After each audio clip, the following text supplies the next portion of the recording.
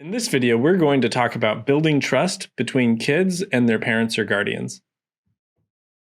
Between 16 and 18, kids are making decisions that affect their whole lives. Between 16 to 18, you're starting that's when it becomes serious. Life becomes serious. That you do start to make decisions that can alter the path of your entire life. And that's scary. It's scary for kids. And Scary for parents. and it's scary for parents. And I feel like, man, it's hard to strike that balance between like you're because I feel like when you're 16, I remember when I was young feeling like, okay, I'm starting to make real life decisions that I don't feel ready for, that are scary, but also I feel like I have pretty good decision making skills and I want to be taken seriously.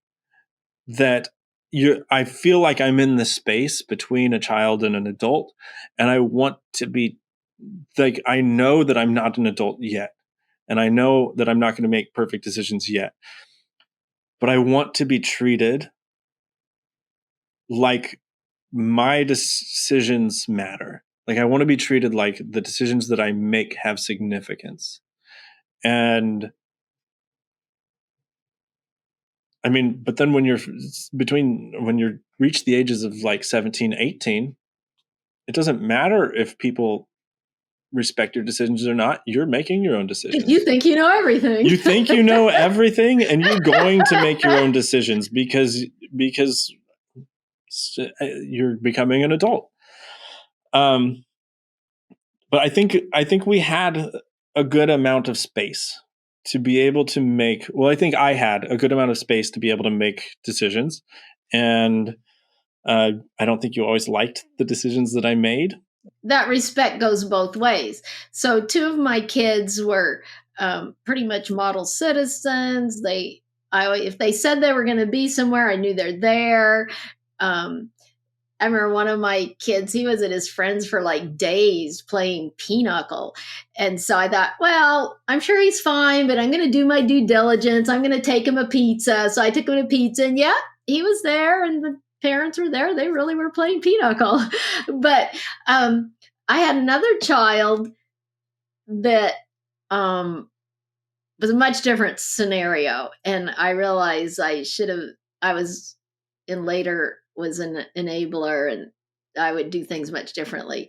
But I can remember him saying, well, how come they get to do whatever they want? You're not, well, because I don't have to check up on them. They're where they are where they say they're going. I mean, this is before we had cell phones. So we, had like a phone on the wall and a recorder for messages. And I can remember coming home, I think it was either you or your brother. I'd come home and there'd be like 4 messages. Okay, mom, we're at so-and-so's house now. Okay, mom, we're here now. Because my only rule was, if there's an emergency, I need to be able to find you. I just want to know where you are. That's my only, well, as long as you're not doing something illegal. And so I just, that you're somewhere and there's a parent at home wherever you are. And that was, so I gave them a lot of flexibility. And so they were really good about that. But then there was one that wasn't. So I was a lot more, checking on them and trying to find them. And so, I think respect goes both ways. I for my boys that did respect our rules and boundaries, I was able to give them more freedom. And not that the other one didn't take as much freedom, but it was yeah. You get the picture. And I think that is kind of an important life skill, to figure out how to make that relationship work, to figure out how, as a teenager, because it's hard to be the first person to give respect, because it's easy to respect someone that respects you. So, but it's hard to be that first person to give respect when you're not getting it back.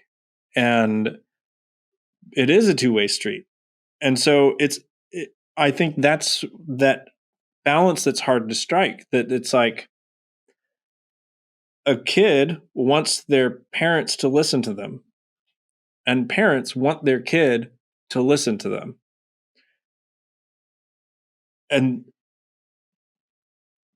But more often than not, I mean, where do you start that? Where does that start? How do you get that to begin? How do you get this relationship where it's really just building trust? How do you build trust as a teenager? And how do you build trust as a parent? Both people need to build trust for the relationship to work. As a parent, it's really important to follow through, because you knew if I said I was going to pick you up, I would be there. You knew if I said, oh, y'all have your costume ready, or, we just always followed through, and that was just normal for us. So you just had that expectation. But I see a lot of kids, especially if they're in foster parent or they've had different things, they haven't always had that, or their dad says, oh yeah, I'll pick you up this weekend, and then they don't show up, or that's just devastating for kids. And so I think from a young age, I was, in a position we were pretty much always able to follow through with what we said, or whether it was discipline or anything and it really helped too that your dad, we were able to be consistent. There were some times when even, we'd discuss between it. So what do you think we should do? We'd never discuss in front of the kids. Well, no, we should do that. It was like, okay, we always tried to be consistent and on the same page. As a parent, I try to be clear about what would build trust with me, with Finley, or with the teenagers that we've had, that like, if you do this, it's going to build trust, and I'm going to be able to have more lenience and be able to like work with you a little bit more on having more freedom. And that's things like, if you tell me I'm going to be at this place and then you're there, that's going to build trust. If you tell me you're going to be at this place and you're not there, that obviously does the opposite. That just tears down whatever trust we have. But sometimes it's harder for teenagers, for kids, to express what would build trust with them. And I think that's because they don't know, or don't even realize that that's what they are looking for.